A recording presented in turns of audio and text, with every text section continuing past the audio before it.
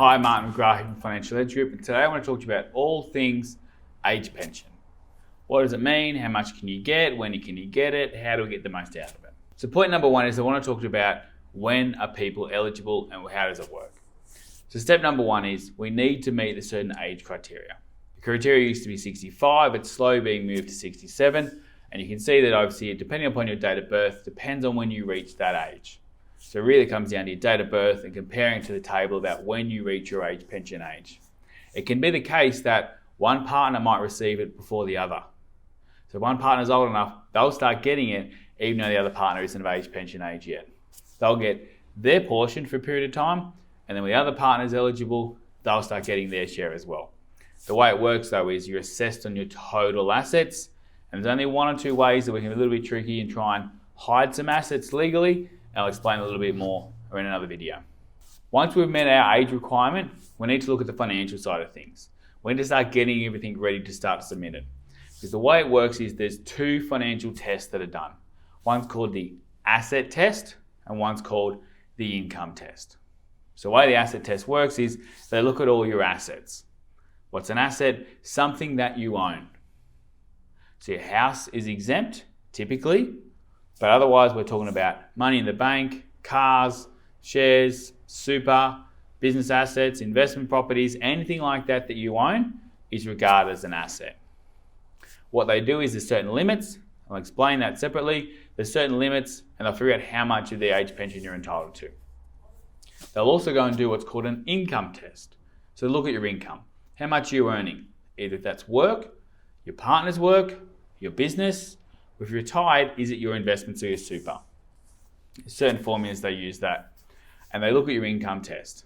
What they'll do is look at both tests, figure out which one you're entitled to less pension on, because often they're not the same. You get more on one and less on the other. Whichever one is the less, that's the one you're assessed on, unfortunately.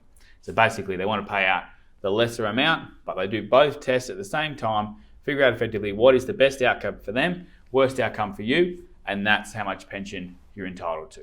Once you've got that set up, there's some other things. There's some supplementary, there's some healthcare cards, there's concession cards that come with all that, and you've got to go through submit application process to get that in order.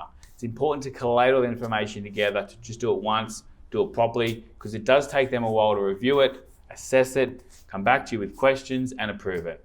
If you've got it all in order the first time, you get a much smoother outcome rather than going back and forth, because often when you go back, you're at the bottom of the line again.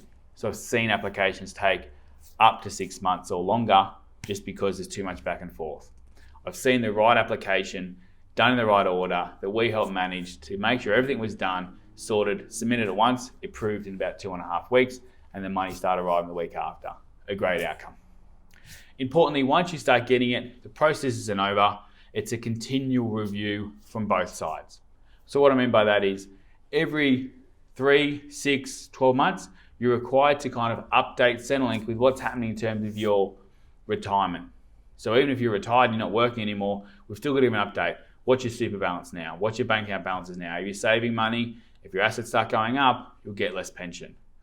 Have your investments gone down because you've been living off them, you've been spending, you've been doing holidays, you've been doing some renovations around the house? Or if the share markets haven't gone in your favor, well then we want to report back to them and say, hey, our assets were this high, now they're lower, can we get some more pension? And often that's the case. So once you've done up, you're sorted, it's in place, there's still some maintenance along the way to make sure you're compliant, but also getting the best out of your age pension.